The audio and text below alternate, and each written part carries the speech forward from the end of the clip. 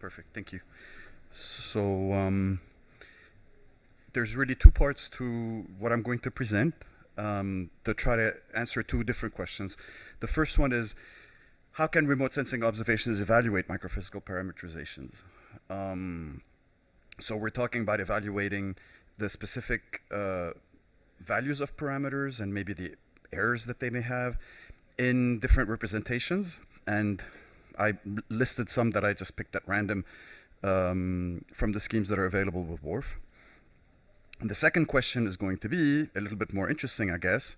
How can remote sensing observations quantify the joint uncertainty in microphysical parameters? And the difference here is that, so if you assume that you have a model, and you're using different schemes for the different processes, everybody understands, and certainly from the talks that we've had so far, I think the message should be very clear, that these are all very approximate representations. So in particular, the values of the parameters that are given for whatever portion of the process, whether it's the coefficient in front of the density for Graupel that's assumed, or the exponent for the fall velocity, or all these numbers are not exact values. They all have error bars. And so one of the questions that is very legitimate is, well, what are these error bars? So in other words, can I have assumed a multiplier that's maybe twice as big as it should be for one particular species, or for one conversion efficiency, or for one fall velocity, and have gotten an equally plausible representation? So the answer, of course, in general is, well, I mean, whatever you're given is whatever you're given. But if you have observations, so the assumption that we have some real observations, remote sensing, so that they can cover a somewhat systematic sampling strategy, how can these be used to then tell you, well, what was the uncertainty? So I'll start with the first, which is much more specific about the specific joint behavior of microphysical parameters in a scheme. So I thought first it would be a good idea to start with an example of what do I mean by a remote sensing observation. So this is what a particular instrument measures. That's the Saphir sounder. I chose it because when I had asked the Megatropics team if they had any data, this is within the first 3 months after launch, if they had seen any organized systems, preferably a tropical cyclone, the answer was no, we hadn't seen anything. And it turned out, well, they hadn't looked very closely, mainly because due to its name, it's a humidity sounder. Nobody had really thought of using Saphir at that time, because the other instrument, Madras, had not yet stopped working. Nobody had thought of using Saphir in the clouds, over the clouds. The assumption was that this is a humidity sounder, so we'll just use it to mask out the clouds, and in clear air we'll get humidity profiles. But it turns out, of course, that it doesn't stop working when you're over the clouds. It makes measurements, and what you're seeing here is the 6 scalar fields that are measured in the 6 channels of the instrument over tropical cyclone Elenga, as it turns out. And it's really bringing out is the real sensitivity, the actual amount of information that is in this instrument about the condensation, maybe not processes, but certainly the state. I mean, it's just a snapshot, and then the radiometer goes and doesn't come back for another, at best, 90 minutes, and usually 90 minutes later it's a little bit farther along, so unless the system has advected in the same direction, it probably won't get seen a second time. But the point is, well, actually this one did, but that's not the point. Let's still look at the static images. These 6 channels are very close to the center of a water vapor absorption line. That's why it's a humidity sounder. It was done this way by design. What that means is that the signatures that are left by the hydrometeors on these brightness temperatures should be approximately the same at all these frequencies, because all these frequencies, they're all around 183.3. So you know the change in the frequency is on the order is less than 1%, except for the last one. And if you change the wavelength by less than 1%, the scattering characteristics of the hydrometeors are not going to change. What is changing, of course, is the water vapor, and it's changing even inside the cloud. So this is like, when you think about it, it's like the most fantastic kind of observation to be used if you're trying to diagnose or analyze what's happening in the clouds, in the deep convection. Because look, I mean, the signatures are there. Nobody does it because the signatures are very difficult to model, because the wavelength is small.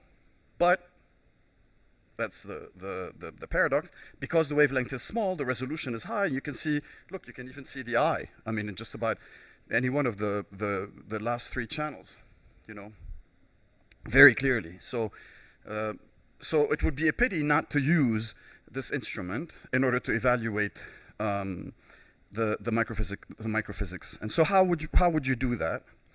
Well, you have to keep in mind several things. The first one is that the remote sensing signatures depend non-linearly on the underlying physical variables. So the non-linearity, we'll revisit that very soon. But the second point is almost as important, is that they do depend, and in a nonlinear way, on parameters that are not part of any forward model.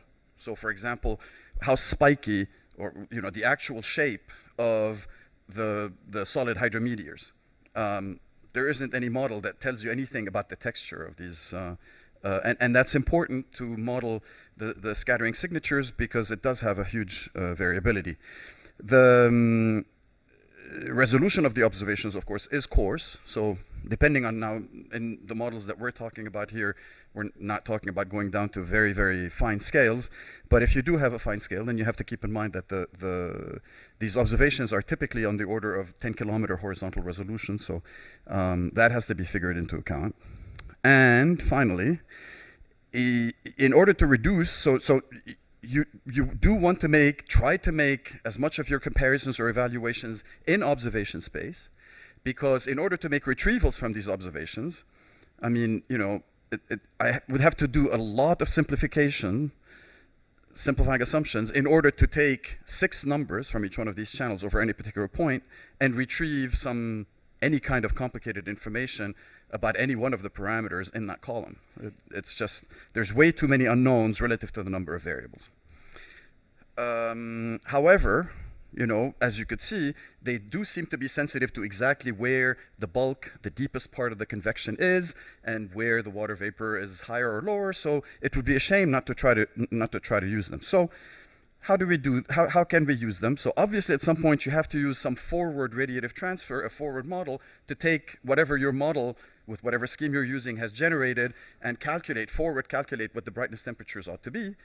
Unfortunately, it doesn't take much examination to realize that because the forward radiative transfer is a very nonlinear function, and because the model, when it's giving you values within a resolution volume or resolution column, it's only giving you an average value. Well, you can't just expect to plug in the average values into the forward radiative transfer and get back what the average observation would be. It's actually not that way at all. These scattering processes are very, very nonlinear, and they're nonlinear not just in the sense that their slope changes. They're nonlinear in the sense that they have conflicting physical mechanisms that are actually working against one another. There's an absorption and emission mechanism, which tends to increase the upwelling temperature as you have more mass. That's competing against a scattering mechanism, which scatters the energy out of the beam, which would actually produce colder temperatures as you're increasing the mass. And so these are in conflict with one another in different ways, depending on how the wavelength is changing. And so it's a very, very difficult nonlinear mess. It doesn't mean that you can't linearize the process, but you have to be very careful about what you linearize it around. So in order to do the problem correctly, exactly, the forward radiative transfer, when you feed it some input, has to be done repeatedly by varying the uncertainty on your inputs, not just on the inputs that come from the model, but on the parameters, which the model assumed fixed, because those fixed values are only representing some means.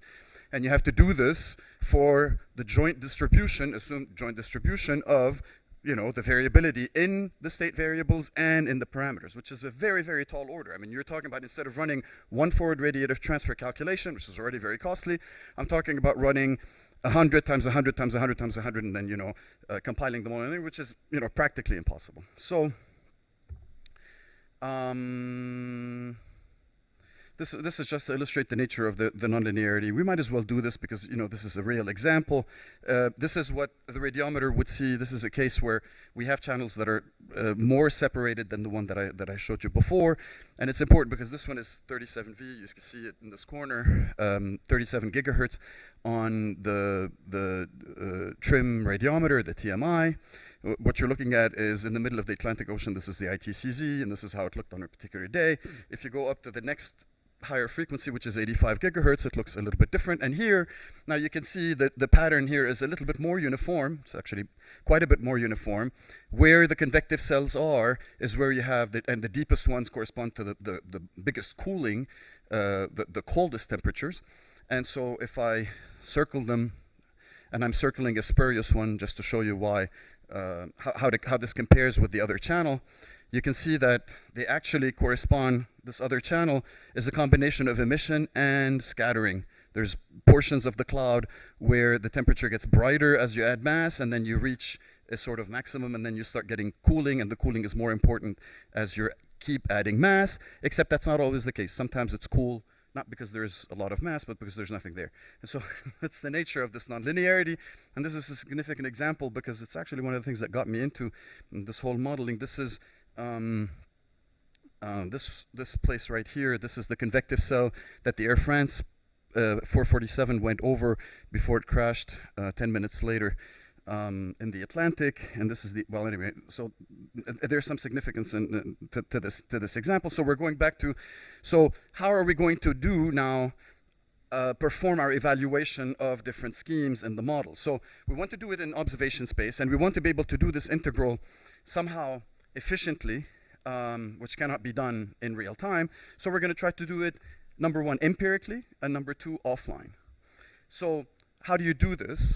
Well, what I'm going to try to look for any particular instrument, whether it's this radiometer or this radiometer or this other radiometer, I'm going to look at for intersections between any one of those radiometers and some instrument, a radar, that's giving me the truth, mainly because it's sampling in the column the variable to which I am most sensitive, namely the condensed water mass. And so these are not simultaneous, of course, but these two are almost simultaneous. This one and these ones have you have to be able to tolerate some delta T between the pass of the different instruments, the radiometers and the radar, but to within some tolerance that you can set, because we have a large amount of data that goes back 15 years and more now. The radar is telling you what the vertical column of state variable sort of was, and the radiometer says, well, what was the actual measurement that was made at that same time? And so if you collate these things into a table, obviously you wouldn't take this one because the separation in time is huge. So if you only keep the ones that are separated in time to within whatever tolerance level the process that you're trying to observe is, so in the case of convection, you can't wait very long, but if you make it any tighter than 3 minutes, you don't get that many matches, so you have to be tolerant of the process. Then you build a table, a large table, that's giving you the truth according to the radar and the actual measurement according to the radiometer, and that beats any kind of radiative transfer that you could possibly have. So once we collate these into a table, we can now try to match from this very large table of nearly simultaneous, nearly coincident measurements. We're making the assumption that these have sampled all possible columns of condensation, and these have sampled, well, the corresponding observations from the radar. So now we can condense the information in both of these portions of each sample by using principal component analysis. So you can condense the vertical information in the water by analyzing those columns with one procedure, and you can condense the information that's in the radiometer by a similar procedure. I called it PCs, but it's not really just the principal component. The signature that the water leaves on the brightness temperatures is really just a shadow on top of the background. Most of the background is radiation that's coming up from the surface, and then it gets modulated by what's happening. So what you do want to make sure you do is to remove the unknown background, because even the model doesn't have that. The model really isn't modeling anything that's happening at the surface, doesn't know very much about the surface emissivity. And so the procedure to do that is to it's almost what I wrote down. It's not quite a principal component right away. You first do a principal component of the clear air brightness temperatures, and you exclude the biggest one, the one that varies the most in clear air, so that whatever you're left with, the next 3 or 4, depending on how many channels you have in your instrument, are the ones that vary very little in clear air, so that those can now reliably be used in a storm to the characterizing values of what the storm is bringing on top of the background that has disappeared because you removed that top one. So it's the principal components once that are orthogonal to the main clear air principal component. So anyway, now we're in this space. We have condensed this information into the 2 main pieces describing the condensation and the measurements into the 2 main pieces that describe the measurement. I'm just going to show you here what the first 2 vertical principal components, PC1 and PC2, of the condensed water mass, if you look at their coefficients, again, this is all empirical from the measurements, you can see that the first one is a weighted average with a fairly big weight to the coefficients that are slightly above the freezing level, well, around the freezing level. And then the second one is the difference between what's aloft, and then the negative coefficients come for the ones that are below. That's just what comes out of the analysis. That's just to explain what it is that we're going to try to estimate. And then you can make up your table. And this is from the empirical measurements. So I can take now my measurements from however many years of data that I have. In this case, for this particular radiometer, we took the 3 years of data, and we plot them. This is the domain that they happen to fall in measurement space. These are not the first 2 brightness temperatures. There's the first 2 principal components, as I explained, but they work almost like the first 2, if you like. And if I blow up this region, and I now color in here what the value is of the principal component of the condensed water mass, that would be measured, that would correspond to a measurement of brightness temperatures where the first one is has this value and the other one has this value. You just go in the table and you know exactly what the condensed water mass that corresponds to it is. And so the question now is, if I take a model simulation, obviously not of 3 years, but if I just simulate a storm, and I want to know if my microphysics worked well for that storm, I can take the output from the storm and calculate, you know, exactly these diagrams to see, you know, how well am I matching observations, historical observations. At least do I fall within that measurement. And so if I take one microphysical package, it doesn't matter which one it is, I just pick these at random from the ones available for WRF. Well, you can see that unfortunately we're missing by quite a lot that domain.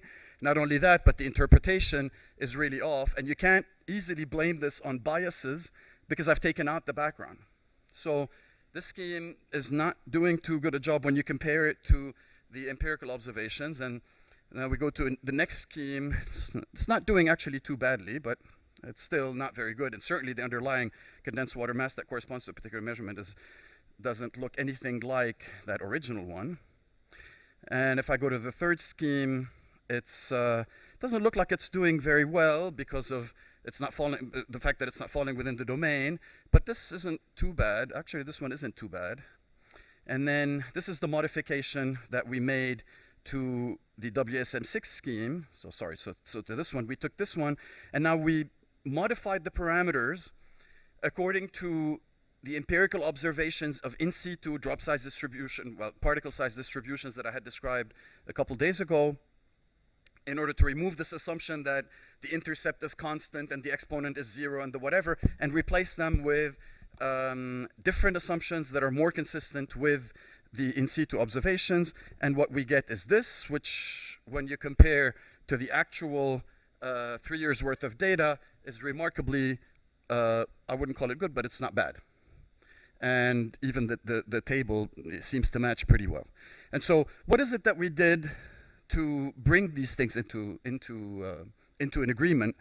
So what it took to get these things into agreement is first apply an actual, not some theoretical power law density, but actual densities that were measured.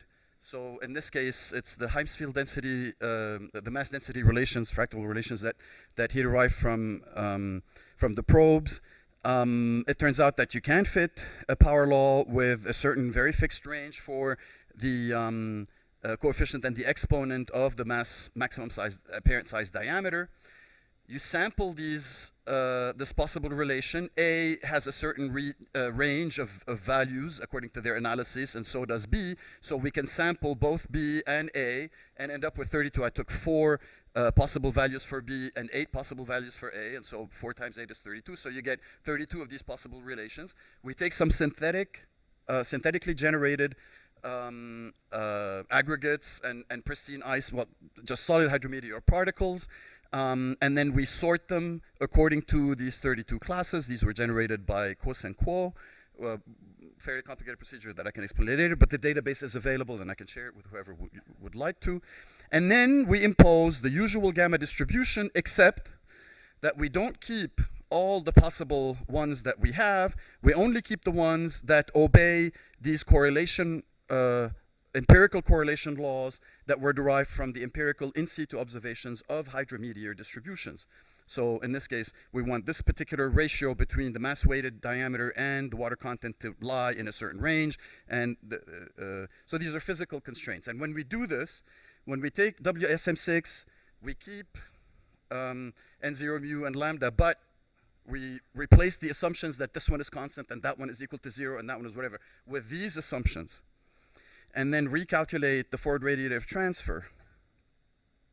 Then that's this improved scheme. It's WSM6 improved, and I'm sure you can all agree that it's doing a lot better job than the original one. For one thing, you know, the domain in which the synthetic observations fall is now much more similar to the domain in which the actual observations fall. So this answers that question. This just shows this.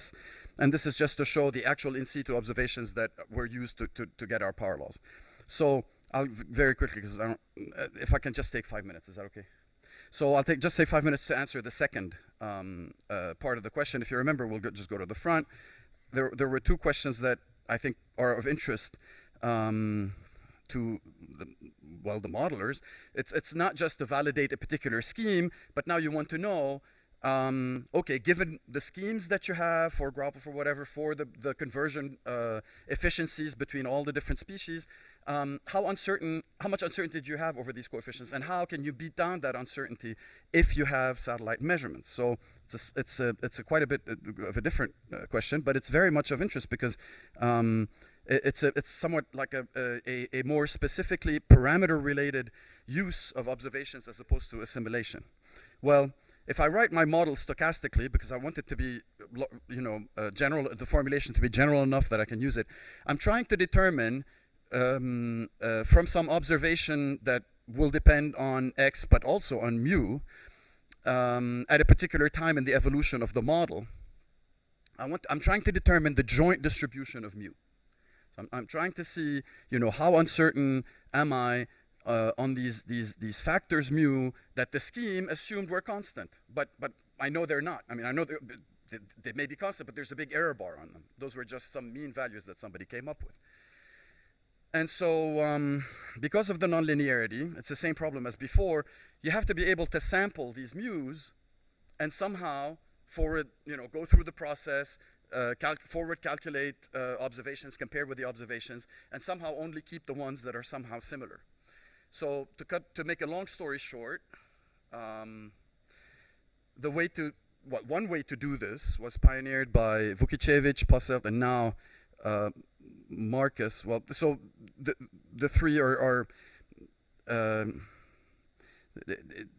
I listed the papers that I would highly recommend to any student who would like to learn more about this. But so the originator is Vukicevic, and then the others. And I'll mention I have 3 specific cases that I'm going to show you. So what they try to do is they're trying to avoid the Gaussian assumption in trying to make these comparisons between what the model does and what the observations look like. So you start with an idealized simulation. That's the second bullet. You track the perturbations of the base profile. So this is some idealized model. Similar to variation assimilation, what you want to do is, given an observation, you're looking for the conditional distribution of, so not the state variables now, but the mu's themselves, the values of the parameter. And to do this, you're going to use a Monte Carlo method. So this is one way to get around the nonlinearity. So what you do is you first generate a candidate value of, and this is a process that you're going to repeat many, many times. So for a particular comparison, you're going to create an ensemble that has about 10,000 members. So this isn't like one of those Mickey Mouse ensembles that's like 30 or 100 members. You need to have enough points to represent the distribution, the sample distribution of a large set of parameters. So you iteratively create a new candidate parameter value, which you're now going to evaluate. And you create it from a distribution that takes into account, that's the Markov part, what the previous value that you had was that was considered satisfactory. So how do we consider if something is satisfactory? You run the forward model with your new parameter values. You produce your forecast. You calculate what the synthetic observation ought to be. You compare with an assumed, this is all synthetic, so it's an assumed actual observation, and you only keep the ones which are close enough, the parameters that are close enough according to some criterion. I'll just go real quick, just to give you the gist of it, and you can read it in the papers. If you come close, you keep that mu as part of your ensemble, from which you're going to get the statistics, the joint statistics about all the parameter values that match observations. And if it doesn't, you throw it out and you continue. You keep going, depending on what specific regime you're simulating and observations you're considering. You could be running this about 10 times more than the actual final number of simulations that you're going to keep values of mu. But if you do, and so the first test that was done was by Vukicevic and Posselt in 2010. So Tommy chose these particular parameters as her mu. So these are the coefficients in either the fall speed of each one of the different species, either a coefficient or the exponent, or the intercepts, or the thresholds for autoconversion. Let's not go over it. What we want is to look. And now what you want to do is to assume that you have actual observations. So either surface precipitation, vertically integrated liquid water, vertically integrated ice water, and the OLR and OSR at the top of the atmosphere. Not necessarily all of them together. And what I'm going to show you is what would happen. So this is the free run. This is what the model was producing over this period of time. This is an idealized single column model. And you can see how it's synthesized.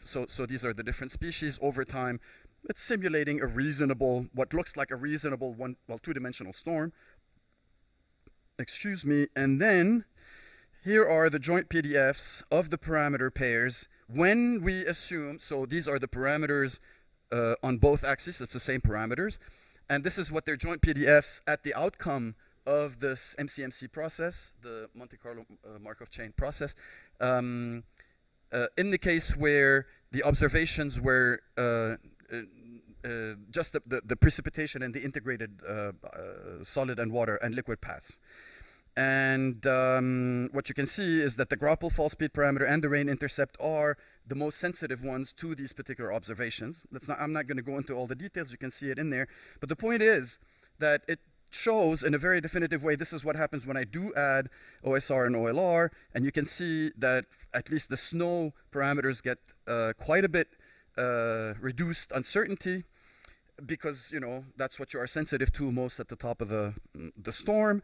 And it tells you to what extent the procedure can indeed constrain the possible values for the microphysical parameters that are consistent with observations in your model. So it tells you just how much, by how much you can reduce the error bars, and you can if you had an observation like this.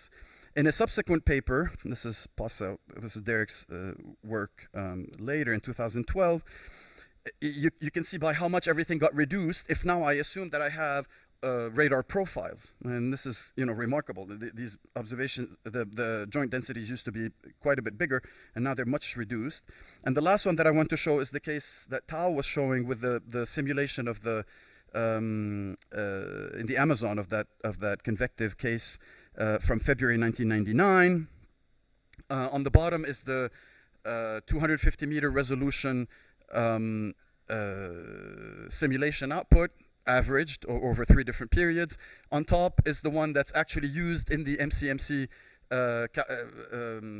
sampling, creation of the ensemble, mainly because you had to run it, in this case, he had to run it a little over 10,000 times, so you cannot keep this 250-meter resolution, so he went to 2-kilometer resolution. And so the first thing that you have to make sure of course, is that at 2 kilometers, you're generating a storm that's not too different from the control, and just accept that the top panel, the 3 panels don't look too different from the bottom 3 panels, even though they might a little bit. And what I wanted to show out of this is that if you now assume that the observations are the surface rain and the liquid water and the ice water, OSR and OLR, what you can do is not just constrain the parameters. You can. This is a 3-dimensional case. That's the main difference with the ones that I had shown before. But you can also constrain the marginal distributions of quantities that are not parameters, but they're so in this case, it's the latent heating at 3 different phases, at 3 different levels, the bottom and the middle and the top of the cloud. The empty histograms are the ones where you don't have any constraints, and these are the ones where you do have constraints, and this is the value that corresponds to the measurements that you assimilated in order to get those constraints. So what I'm trying to say is that you can not only constrain the microphysics, I mean the representations in the uncertainty in the representations in the model, but you can actually make estimates of the processes, like for example Tal was just showing latent heating, which you can't, you'd be very, very hard pressed to make just from observations. I showed latent heating here. Here what you're showing is the relative humidity, and down here, oh wait, no, this is the latent heating. What was I showing you? Oh, this is the vertical velocity. Sorry. The first one was the vertical velocity. And that's it.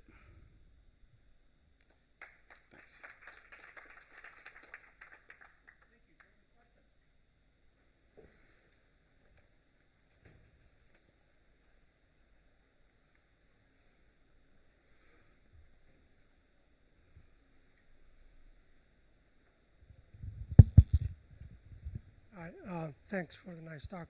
This is probably technical. So when you described your MCMC sampling, it sounds like you are using Metropolis Hastings acceptance rejection technique. So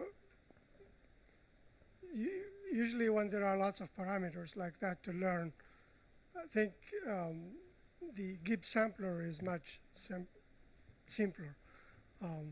I know, that is one of the problems. So you are not using Gibbs sampler? No, well, see, okay, so the reason I'm interested in this is that we want to look at these observations now, which aren't going to be looking at static values like OLR, or we want to actually assimilate observations of vertical mass flux, of actual processes. So, you know, in those cases, you can be selective about the parameters whose uncertainty you're trying to characterize. I mean, it reduces the data set. We're really talking just about the densities and the fall velocities. But you're right, in general.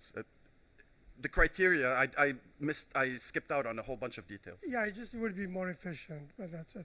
I think the problem with the Gibbs sampler is that you have to control your prior and your proposal densities. Yeah. That's probably you don't have to do here. You need to have more knowledge. I mean, a priori.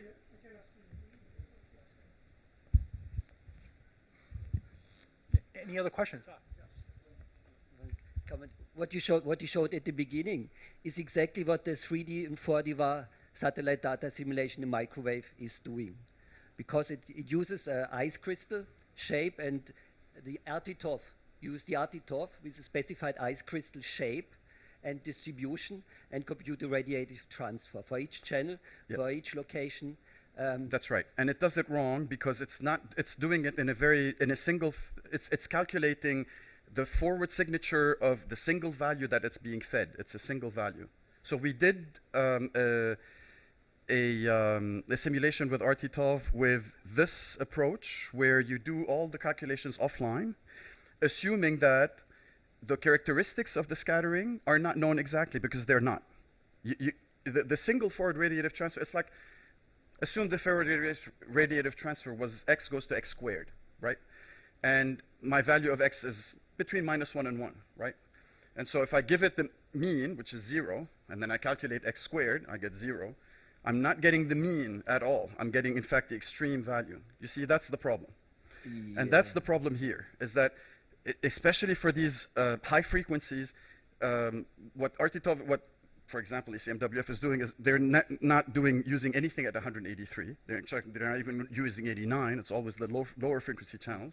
In fact, as far as I know, the only semi-decent results are obtained at 19 gigahertz. 37 is already very nonlinear because of the competition between scattering.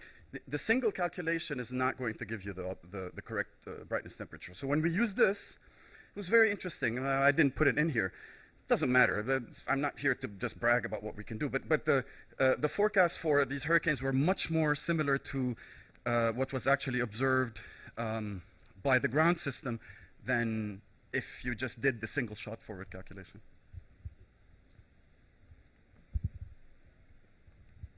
Any other questions?